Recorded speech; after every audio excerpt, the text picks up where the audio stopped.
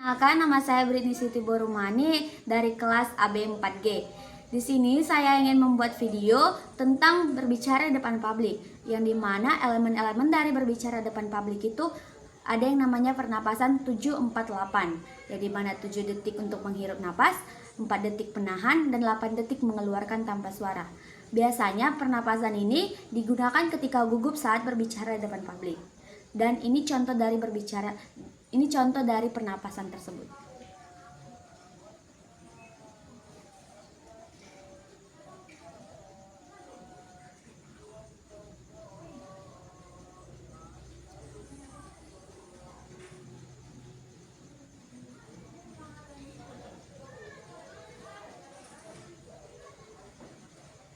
Sudah, terima kasih. Nah, elemen yang kedua dari berbicara depan publik itu ada yang namanya artikulasi. Artikulasi adalah kemampuan mengucapkan kata-kata dengan jelas, lancar, dan tepat. Contohnya itu pataka bagada, pitiki bigidi, putuku bugudu, peteke begede, potoko bogodo. Terima kasih. Nah, elemen dari artikulasi ada yang namanya tongue twister.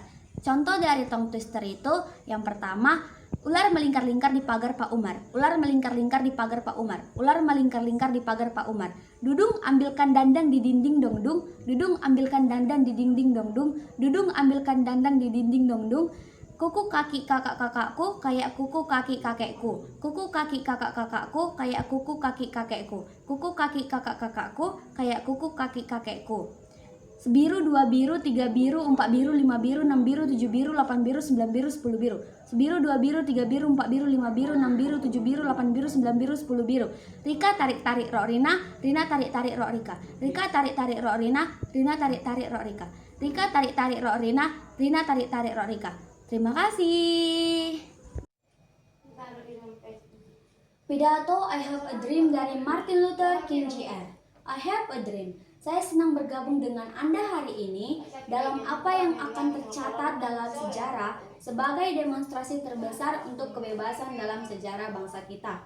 5 skor tahun yang lalu, seorang Amerika yang hebat, yang dalam bayangan simbolisnya kita berdiri hari ini, menandatangani proklamasi emansipasi.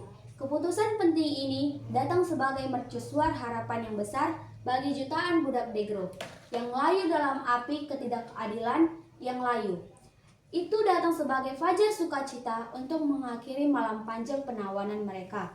Tetapi 100 tahun kemudian, orang negro masih belum bebas. 100 tahun kemudian, kehidupan orang negro masih lumpuh oleh belenggu segregasi dan rantai diskriminasi. 100 tahun kemudian, orang negro hidup di sebuah pulau kesepian yang miskin di tengah lautan luas kemakmuran material. 100 tahun kemudian, orang negro masih layu di sudut-sudut masyarakat Amerika dan mendapati dirinya diasingkan di tanahnya sendiri.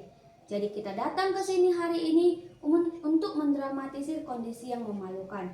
Dalam arti tertentu, kita telah datang ke ibu kota bangsa kita untuk mencairkan cek. Ketika arsitek Republik kita menulis kata-kata indah konstitusi dan deklarasi kemerdekaan. Mereka menandatangani surat promes yang setiap orang Amerika akan jatuh warisannya. Catatan ini adalah janji bahwa semua orang, pria kulit putih dan pria kulit hitam akan dijamin hak-hak hidup, kemerdekaan, dan pengejaran kebahagiaan. Hari ini, jelas bahwa Amerika telah gagal untuk menghormati surat promes ini. Sejauh menyangkut warga negara kulit berwarna. Alih-alih menghormati kewajiban suci ini, Amerika telah memberi orang negro cek buruk. Cek yang telah dikembalikan bertanda dana tidak mencukupi. Tetapi kita menolak untuk percaya bahwa bank keadilan bangkrut. Kita menolak untuk percaya bahwa tidak ada cukup dana di brankas kesempatan bangsa ini. Jadi kita telah datang untuk mencairkan cek ini.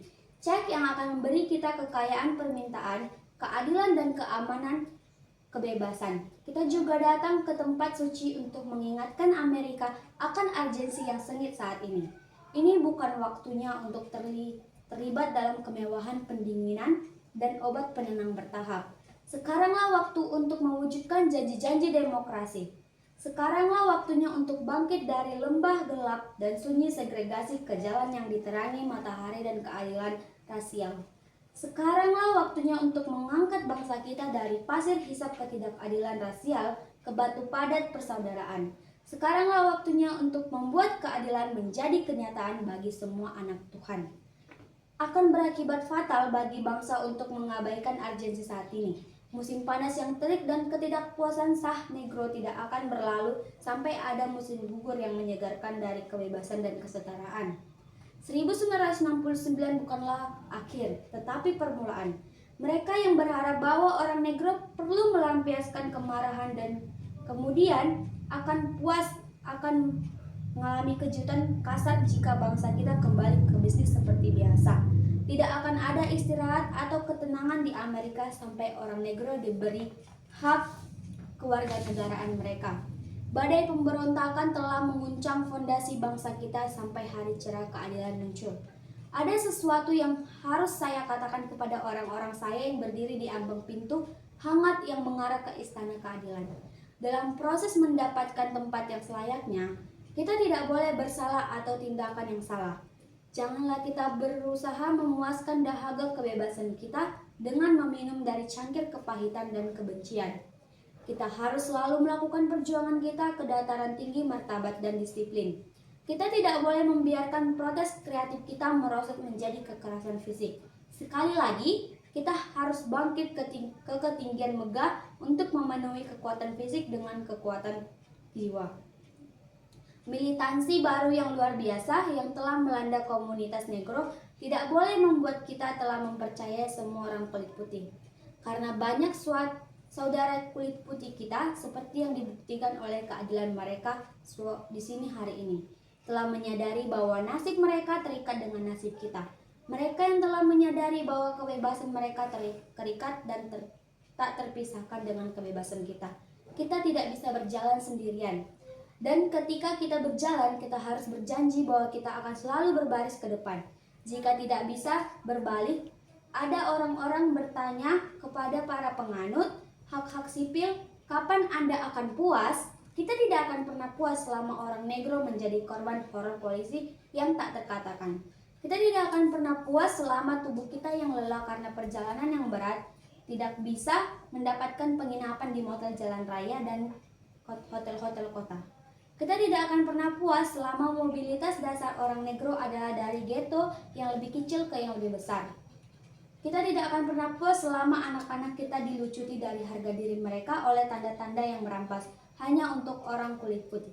Kita tidak akan pernah puas selama orang Negro di Mississippi tidak dapat memilih dan seorang Negro di New York percaya jika tidak memilih apapun untuk dipilih. Tidak akan pernah puas. Dan kita tidak akan puas sampai keadilan mengalir seperti air dan kebenaran seperti aliran yang deras. Saya tidak lupa bahwa beberapa dari Anda telah datang ke sini dari cobaan besar dan kesengsaraan. Beberapa dari Anda baru saja datang dari sel penjara yang sempit. Beberapa dari Anda telah datang dari daerah-daerah di mana upaya Anda untuk kebebasan telah membuat Anda babak belur oleh badai penganiayaan dan terhuyung-huyung oleh angin kekejaman polisi. Anda telah menjadi veteran penderitaan kreatif. Teruslah bekerja dengan keyakinan bahwa penderitaan tidak pantas bersifat penebusan. Kembalilah ke Mississippi, kembalilah ke Alabama, kembalilah ke South California, kembalilah ke Georgia, kembalilah ke Louisiana, kembalilah ke daerah kumuh dan ghetto di kota-kota utara kita. Mengetahui bahwa entah bagaimana situasi ini bisa akan diubah, janganlah kita bergelut di lembah keputusasaan. Jadi saya katakan kepada Anda hari ini, teman-teman saya, bahwa meskipun kita menghadapi kesulitan hari ini dan besok, saya masih memiliki mimpi. Itu adalah mimpi yang berakar dalam mimpi Amerika.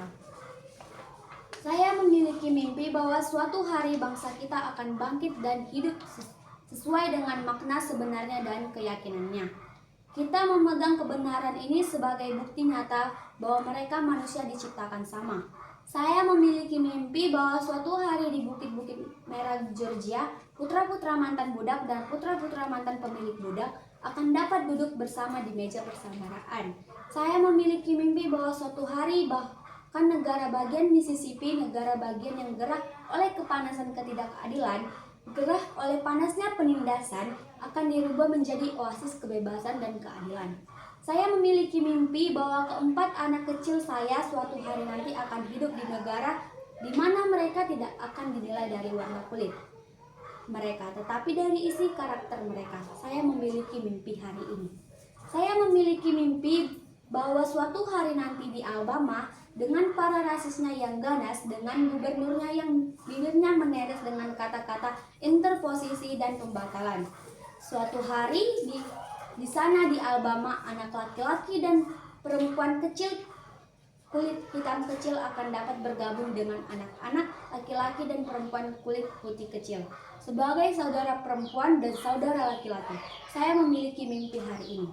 Saya memiliki mimpi bahwa suatu hari di setiap lembah akan ditinggikan, dan setiap bukit dan gunung akan dibuat rendah.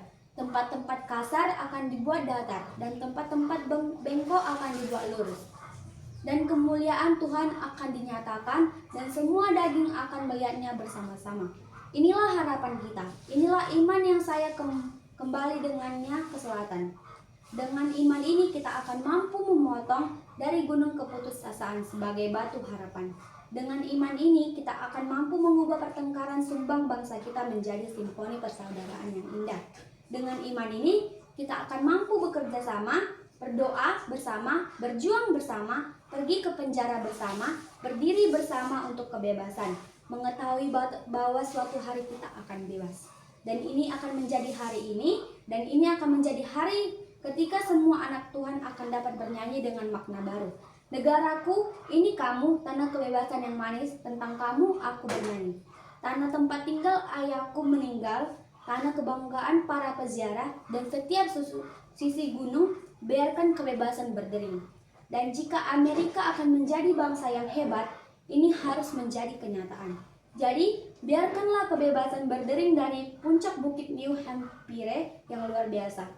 Biarkan kebebasan berdering dari gunung-gunung perkasa di New York. Biarlah kebebasan berdering dari ketinggian yang mempercepat Allegheny, Pennsylvania. Biarkan kebebasan berdering dari puncak bebatuan Colorado yang melengkung. Biarkan kebebasan berdering dari tanjakan berbukit California. Tetapi tidak hanya itu, biarkanlah kebebasan berdering dari Stone Mountain of Georgia. Biarkan kebebasan berdering dari Lookout Mountain, Tennessee.